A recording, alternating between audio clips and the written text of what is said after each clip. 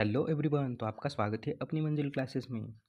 तो आज हम वेक्टर चैप्टर की important formula and shortcuts method देखने वाले हैं, जो कि हमारी सीरीज़ अभी चैप्टर्स जैसे जैसे आगे बढ़ रहे हैं वैसे वैसे चैप्टर कंप्लीट हो रहे हैं। तो अगर आपने अभी तक ज्वाइन नहीं किया सीरीज़ को, जल्दी से जाकर कर लीजिए। And WhatsApp channel, Telegram channel पर अपडेटेड रहिए, वहाँ पर आपको MCQ मिल जाएंगे। तो चलिए शुरुआत करते हैं वेक्टर को।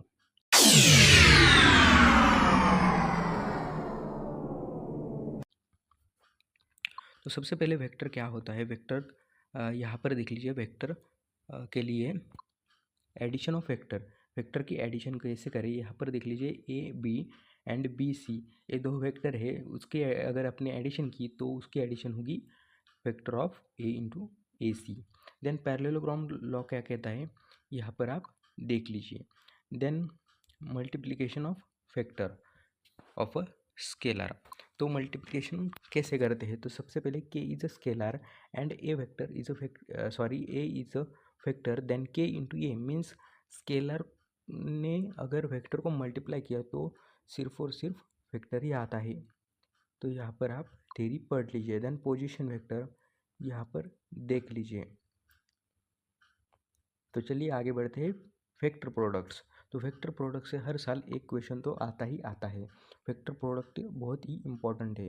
Scalar product of two vector, अगर टू वेक्टर का हमें स्केलर प्रोडक्ट यानी कि डॉट प्रोडक्ट निकालना है तो कैसे निकाले, उसके लिए फॉर्मूला का है।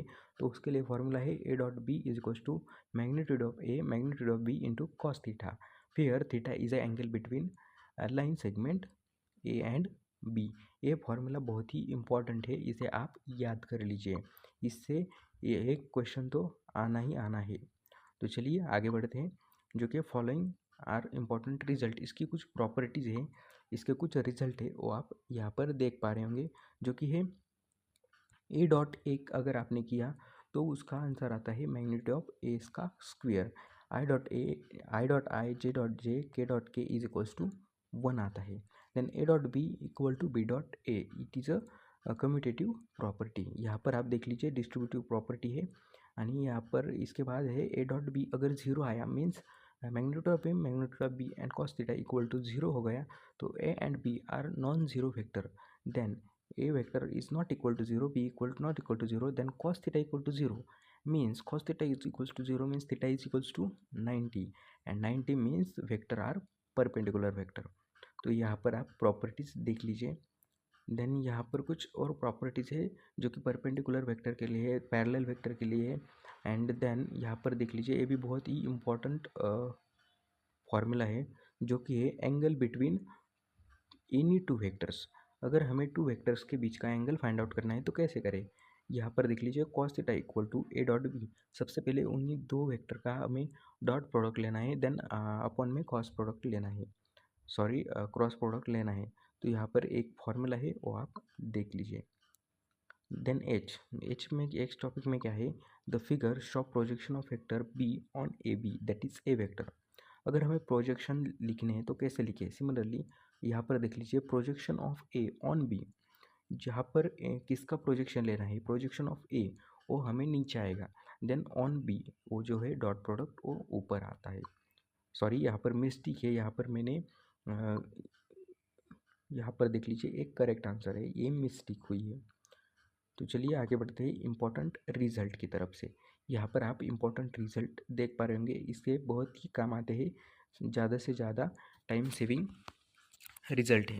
तो यहाँ पर अभी वेक्टर प्रोडक्ट, तो वेक्टर प्रोडक्ट में क्या है, अभी अभी देखा कि क्रॉस प्रोडक्ट में डॉट प्रोडक्ट में क्या है कि वहाँ पर कॉस आता है, और यहाँ पर simply A cross B is equals to A magnitude of B and then sine theta आता है। ये बहुत इंपॉर्टेंट है। देन यहाँ इसकी भी कोई इंपॉर्टेंट रिजल्ट है। पिछली बार हमने देखा कि पिछली बार डॉट प्रोडक्ट में देखा कि A dot I equal to J dot D and then K dot K is equals to 1 आता था। अभी यहाँ पर देख रहे कि I cross J and K cross K equal to 0 आता है। ये रिजल्ट आप याद कर लीजिए। तो इसमें कोई प्रॉपर्टीज़ है, यहाँ पर देख लीजिए।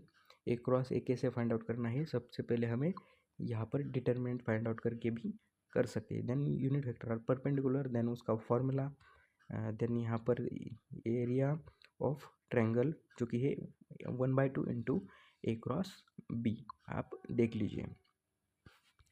तो चलिए आगे बढ़ते हैं। तो यहाँ पर कुछ area of parallelogram and triangles दिए हैं, जो कि हमें यहाँ पर कुछ फार्मूलाज दिए हैं बेसिक, वो आप देख लीजिए। यहाँ से भी एक क्वेश्चन आता है। Then properties of scalar triple product, यहाँ पर स्केलर की ट्रिपल प्रोडक्ट की कुछ प्रॉपर्टीज़ है। ये प्रॉपर्टीज़ बहुत ही ज़्यादा इंपॉर्टेंट है, इससे हर साल एक क्वेश्चन तो आता ही है। पूरे वेक्टर चैप्टर से कम 4 से 5 क्वेश्चन आते हैं, तो ये प्रॉपर्टी मिस मत करना। अगर आपको ये नोट्स चाहिए तो अपना WhatsApp channel and Telegram channel को फॉलो कर लेना, वहाँ पर ये नोट्स एंड एमसीक्यू भी मिल जाएंगे। तो यहाँ पर देख लीजिए टेट्राहेड्रॉन, उसका एरिया कैसे निकाले, टेट्राहेड्रॉन का वॉल्यूम, इससे पिछले साल 2 क्वेश्चंस आए थे।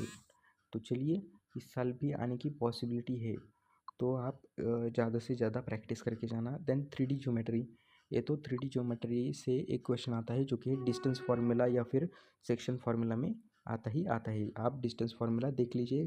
देन सेक्शन फार्मूला आपने पेयर ऑफ स्ट्रेट लाइन में पढ़ लिया है। देन मिड पॉइंट फार्मूला, जो कि मिड पॉइंट निकालने का बहुत ही शॉर्टकट फार्मूला है।